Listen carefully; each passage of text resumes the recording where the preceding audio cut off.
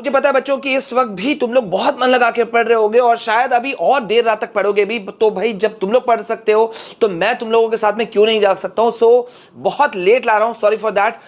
तबियत तुम्हें पता है कि मेरी खराब है पिछले काफी दिनों से, but still working hard for you people. और अभी मैं तुम लोगों के लिए लेकर आ गया हूं 50 most important question from economic section. जितने भी चैप्टर्स उसके सारे के सारे क्वेश्चन मैं तुमको ये दे रहा हूं, ठीक है।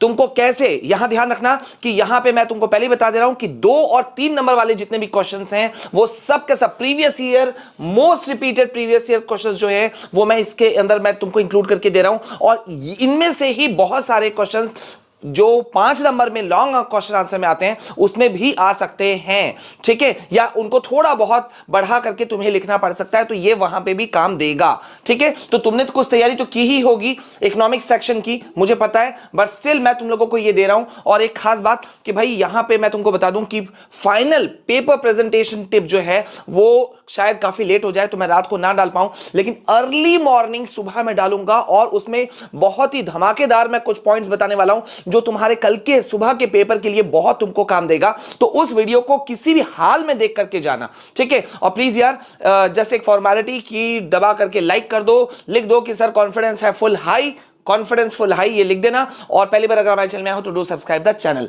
तो यहां पे देखो most repeated previous year questions को मैं तुम्हारे लिए लेकर आया हूं चैप्टर नंबर 1 डेवलपमेंट लेसन से। यहां पे जितने भी क्वेश्चंस रिपीट हुए हैं उसको हम लोग जल्दी से देख लेते हैं।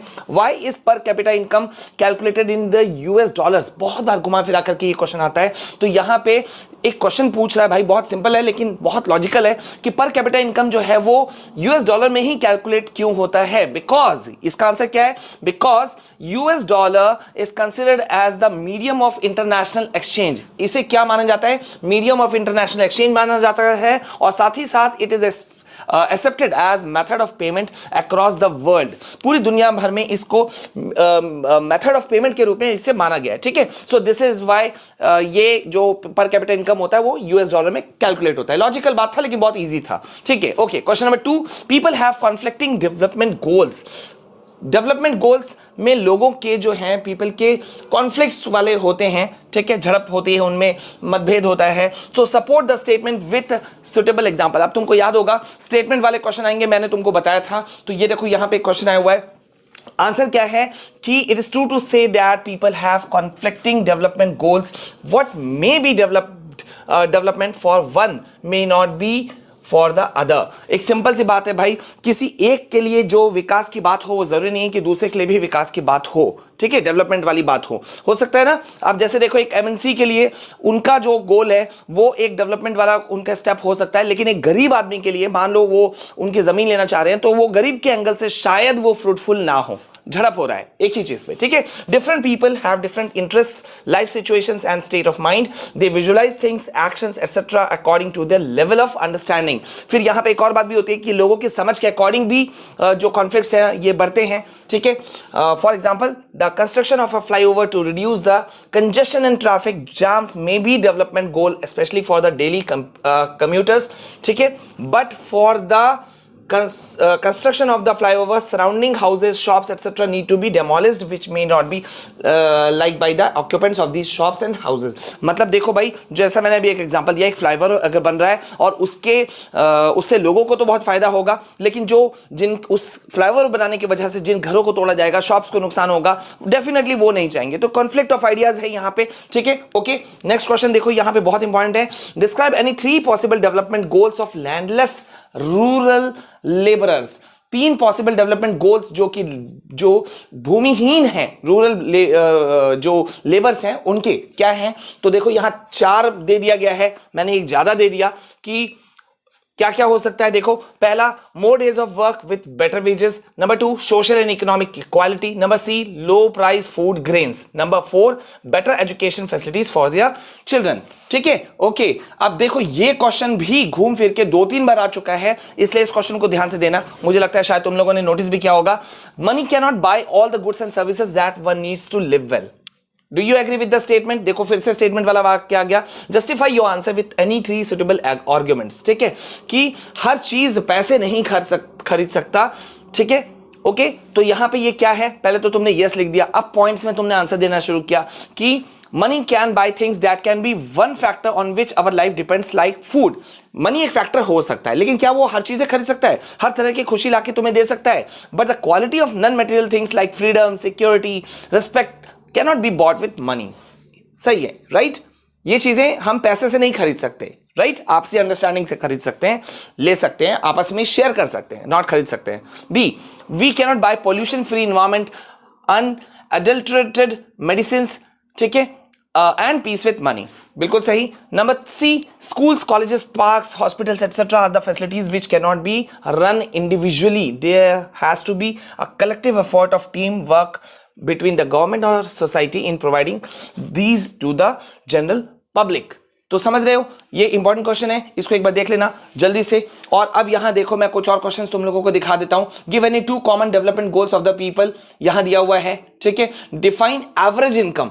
एवरेज इनकम बहुत ध्यान से देख लेना इसको, छोटा आंसर है लेकिन काम आएगा तुम्हारे। देन एक डिफरेंशिएट करने तुमको बोला जा सकता है ह्यूमन डेवलपमेंट रिपोर्ट और वर्ल्ड डेवलपमेंट रिपोर्ट के बीच में, ठीक है, यानी कि SDR और WDR के बीच में। तो ये 3 पॉइंट्स यहां हैं, 3 पॉइंट्स यहां हैं, इसको करके तुम देख जरूर लेना, ठीक है। ओके, तो इस तरह से यहां पे तुम्हारा डेवलपमेंट लेसन यहां चल रहा है, ठीक है।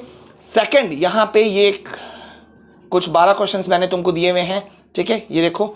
अब 12 क्वेश्चन के बाद में यहां पे अच्छा कुछ और भी हैं, यस। अब देखो यहां पे हम आ जाते हैं sectors of the Indian economy. Sectors of Indian economy की जब हम बात कर रहे हैं तो देखो स्टार्टिंग क्वेश्चन ही शुरू हो रहा है जीडीपी से कि what does GDP stand for. तो GDP stands for gross domestic product, ठीक है। Gross domestic product, it is the value of all the final goods and services that are produced in a country within a particular year. मतलब एक particular year के अंदर में जितनी भी चीजें चाहे फिर वो कोई गुड्स हो, सामान हो, या कोई सर्विसेज हो, सर्विसेज को भी हम उसके अंदर में रख रहे हैं क्योंकि आफ्टर ऑल सर्विसेज का भी पे हम करते हैं। तो उसके अंदर में एक साल के अंदर में, पर्टिकुलर ईयर के अंदर में, एक देश के अंदर में जो ये सब चीजें होती हैं, ठीक है, ये उसका वैल्यू कहा जा सकता है, ठीक है। Okay fine. Next question is name the sector that is the largest employer in India. Why does sector produce only a quarter of the national GDP? ठीक है, तो ये कुछ क्वेश्चंस हैं। मैं अभी वीडियो लंबा ना हो, बिल्कुल नहीं, कोशिश मेरी रहेगी कि वीडियो लंबा हो। और एक खास बात बता दूं कि इसका PDF जो है वो डिस्क्रिप्शन में तुम लोगों को दिया हुआ है, तो जल्दी से इसे डाउनलोड कर लो और इसे शेयर भी कर दो। और वैसे एक और चीज़ भी मुझे बोलना है कि कुछ और चैनल इसी को डाउनलोड करके अपने नाम से दे रहे हैं। I am surprised. खैर, नो इश्यूज, आप लोगों तक नॉलेज पहुंचना चाहिए, ठीक है। अच्छा, यहां पे देखो एक बहुत इंपॉर्टेंट क्वेश्चन आ रहा है, mention features of unorganised sector.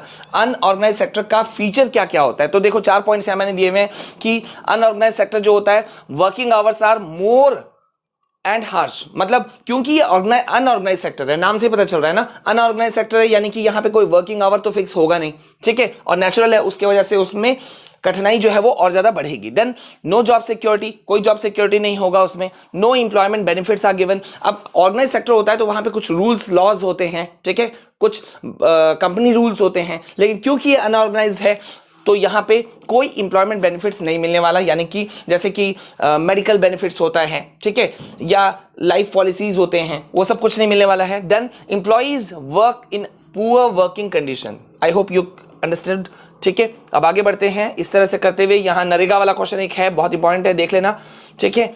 And then यहां पे आता है मनी एंड क्रेडिट, ठीक है। तो मनी एंड क्रेडिट के जितने भी इंपॉर्टेंट क्वेश्चंस हैं मैंने यहां तुम लोगों को दे दिया है। आगे जब बढ़ोगे तुम तो यहां पे देखो तुम्हारा आ जाएगा next chapter, the 4th one. कौन सा है? एक सेकेंड, यस आ गया, ये देखो। Okay, 2 points of differences between formal and informal sources of credit, ठीक है। क्या sources of credit, formal sources of credit क्या होते हैं, इनफॉर्मल सोर्सेज ऑफ क्रेडिट क्या होते हैं, ठीक है। इस सब को देख लेना, बहुत इंपॉर्टेंट क्वेश्चन है। जितने भी इंपॉर्टेंट क्वेश्चंस हैं, एज आई सेड कि मैंने तुम लोगों को सब दे दिया है। चैप्टर 4 है globalisation and the Indian economy, सारा चीज मैंने यहां करके दे दिया है। तो भाई पूरी उम्मीद है कि तुम लोग इन सारे क्वेश्चंस को देख लोगे। लेट नाइट दे रहा हूं, आई होप समझ सकते हो तबियत खराब होने की वजह से काफी डिले हुआ, ठीक है। लेकिन कल जैसे ही हम एग्जाम देकर के लौटेंगे, ठीक है, मैं आते के साथ में तुम लोगों को हिंदी के सारे नोट्स वगैरह देना शुरू कर दूंगा। तो चैनल के साथ में बने रहना, please share this video to each and everyone, पता नहीं किसके काम आ जाए। और याद रखना सुबह सुबह जितना जल्दी हो सके, चाहे फिर वो सुबह का 4 बज रहा हो, 5 बज रहा हो, 6 बज रहा हो, लेकिन मैं तुम लोगों के लिए फाइनल प्रिपरेशन टिप्स जो है वो डालूंगा जरूर, और उसमें कुछ खास बातें बताऊंगा, उसको देखना जरूर और प्लीज सबको शेयर कर देना, ठीक है। सो अभी के लिए बस इतना, मिलते हैं नेक्स्ट वीडियो में, तब तक के लिए जय हिंद जय भारत।